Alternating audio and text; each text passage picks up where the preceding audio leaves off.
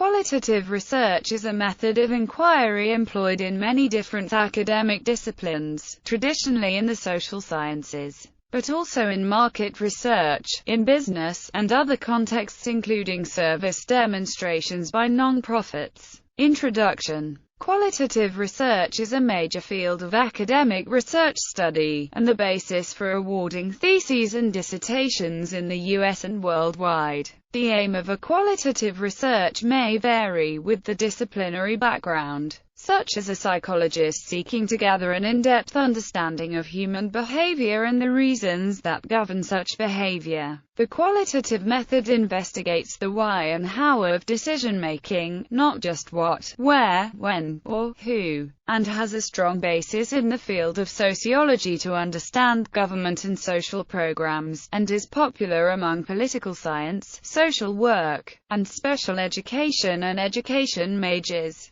In the conventional view by statisticians, qualitative methods produce information only on the particular cases studied, and any more general conclusions are considered propositions. Quantitative methods can then be used to seek empirical support for such research hypotheses. In contrast, a qualitative researcher holds that understanding comes from exploring the totality of the situation, often has access to large reams of hard data, and begins with propositions proceeding in a scientific and empirical way throughout the research process. A popular method of qualitative research is the case study, which examines in-depth, purposive samples to better understand a phenomenon. Hence, smaller but focused samples are more often used than large samples, which may also be conducted by the same or related researchers or research centers.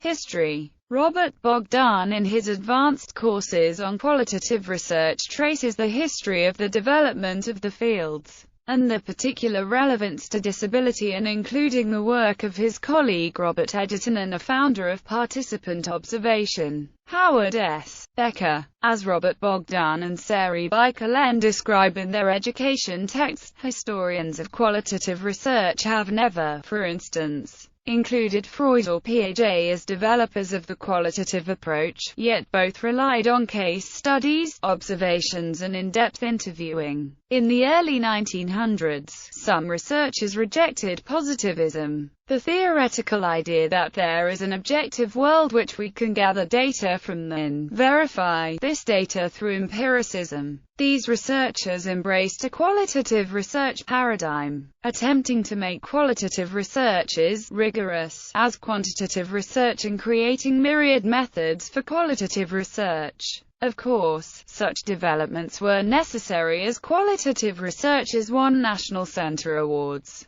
in collaboration with their research colleagues at other universities and departments, and university administration funded PhDs in both arenas. Through the ensuing decades, most theoretical constructs involve a process of qualitative analysis and understanding, and construction of these concepts. In the 1970s and 1980s, the increasing ubiquity of computers aided in qualitative analyses, several journals with a qualitative focus emerged, and post-positivism gained recognition in the academy. In the late 1980s, questions of identity emerged, including issues of race, class, gender, and discourse communities, leading to research and writing becoming more reflexive. Throughout the 1990s, the concept of a passive observer, researcher was rejected, and qualitative research became more participatory and activist-oriented with support from the federal branches, such as the National Institute on Disability Research and Rehabilitation of the U.S. Department of Education. Also, during this time, researchers began to use mixed method approaches, indicating a shift in thinking of qualitative and quantitative methods as intrinsically incompatible. However, this history is not apolitical, as this has ushered in a politics of evidence, and what can count as scientific research in scholarship. A current, ongoing debate in the academy data collection, analysis and field research design. Qualitative researchers face many choices related to data collection, ranging from grounded theory development and practice, narratology, storytelling, transcript poetry, classical ethnography, state or governmental studies, research and service demonstrations, focus groups, case studies, participant observation, qualitative review of statistics, or shadowing, among many others. Qualitative methods are also present in other methodological approaches, such as action research, which has sociological bases, or actor network theory.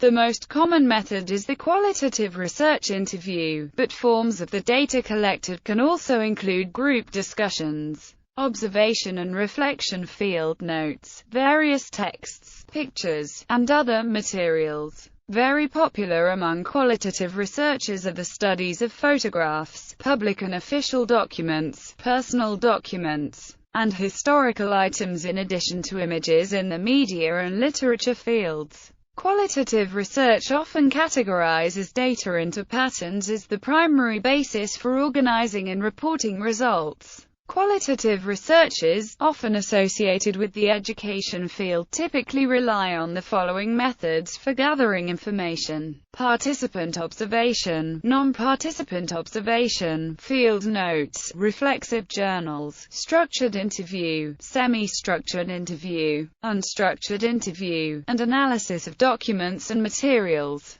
The ways of participating and observing can vary widely from setting to setting, as exemplified by Helen Schwartzman's primer on ethnography in Organizations, or Ann Copland and Kathleen White's Studying Families. Participant observation is a strategy of reflexive learning, not a single method of observing, and has been described as a continuum between participation and observation. In participant observation, researchers typically become members of a culture, group, or setting, and adopt roles to conform to that setting. In doing so, the aim is for the researcher to gain a close insight into the culture's practices, motivations, and emotions. It is argued that the researcher's ability to understand the experiences of the culture may be inhibited if they observe without participating. The data that is obtained is streamlined to a definite theme or pattern, or representation of a theory or systemic issue or approach. This step in a theoretical analysis or data analytic technique is further worked on. An alternative research hypothesis is generated, which finally provides the basis of the research statement for continuing work in the fields.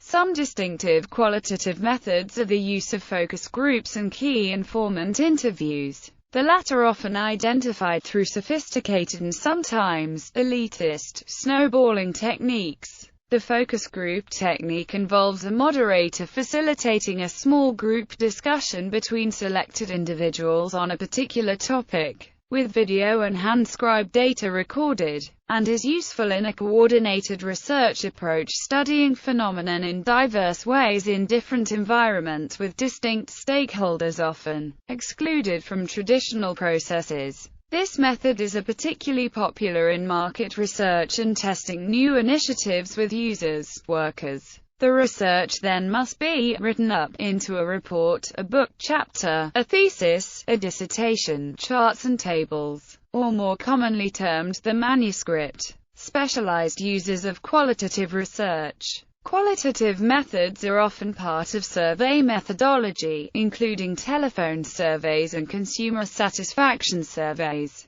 In fields that study households, a much debated topic is whether interviews should be conducted individually or collectively. One traditional and specialized form of qualitative research is called cognitive testing or pilot testing, which is used in the development of quantitative survey items. Survey items are piloted on study participants to test the reliability and validity of the items. This approach is similar to psychological testing using an intelligence test like the WAIS, in which the interviewer records qualitative throughout the testing process. There are several different research approaches, or research designs, that qualitative researchers use. In the academic social sciences, the most frequently used qualitative research approaches include the following points. Basic, generic, pragmatic qualitative research, which involves using an eclectic approach taken up to best match the research question at hand.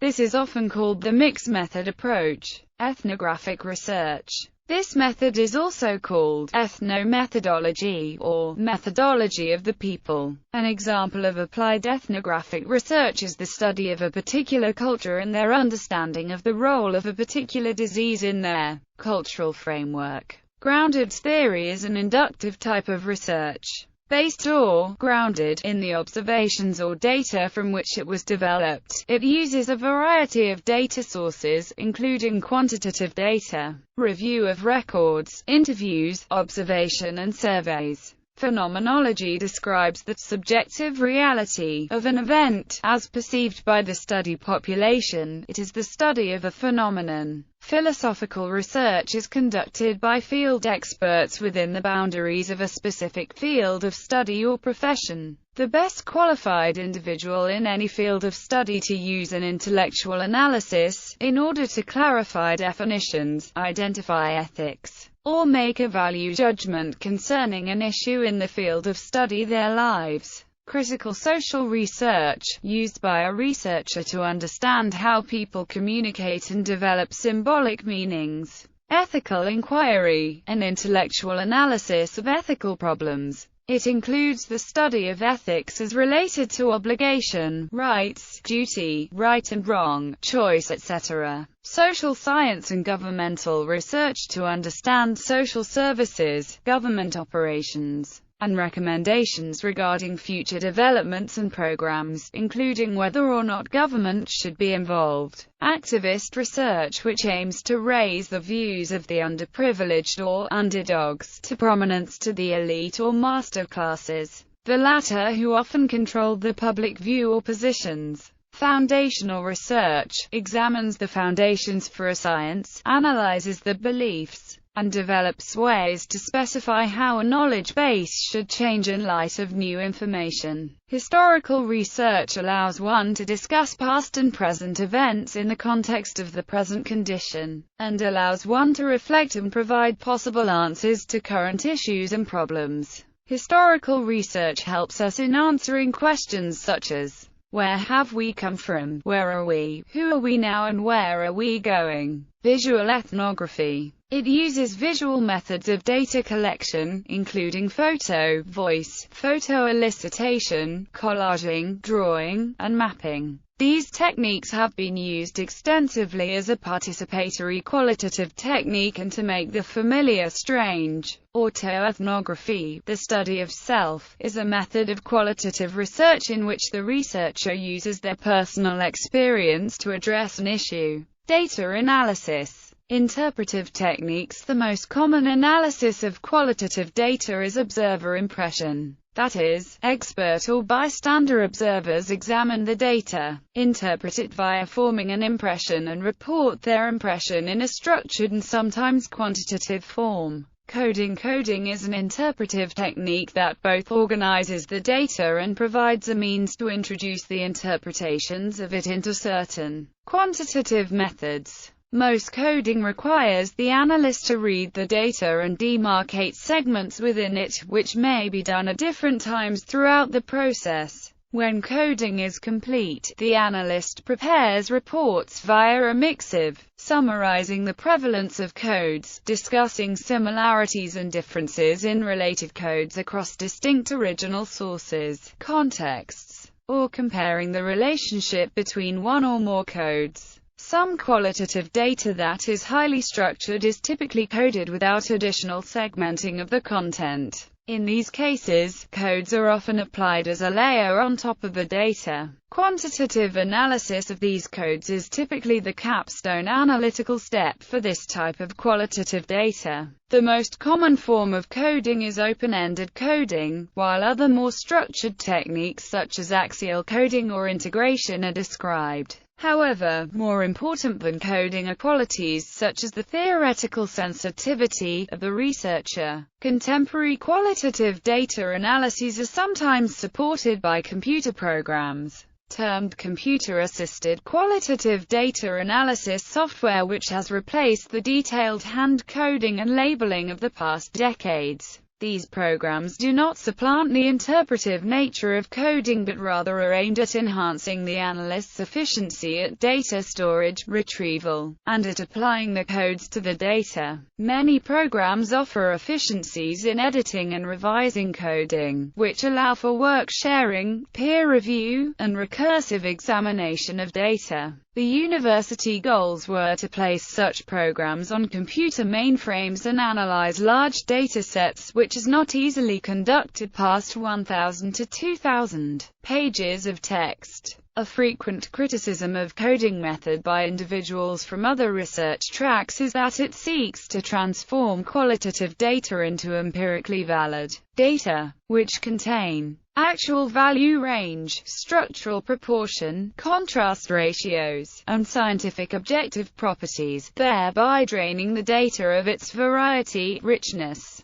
and individual character. Analysts respond to this criticism by thoroughly expositing their definitions of codes and linking those codes soundly to the underlying data, therein bringing back some of the richness that might be absent from a mere list of codes. Recursive abstraction. Some qualitative datasets are analyzed without coding. A common method here is recursive abstraction, where datasets are summarized, those summaries are therefore furthered into summary, and so on. The end result is a more compact summary that would have been difficult to accurately discern without the preceding steps of distillation. A frequent criticism of recursive abstraction is that the final conclusions are several times removed from the underlying data. While it is true that poor initial summaries will certainly yield an inaccurate final report, qualitative analysts can respond to this criticism. They do so, like those using coding method, by documenting the reasoning behind each summary step,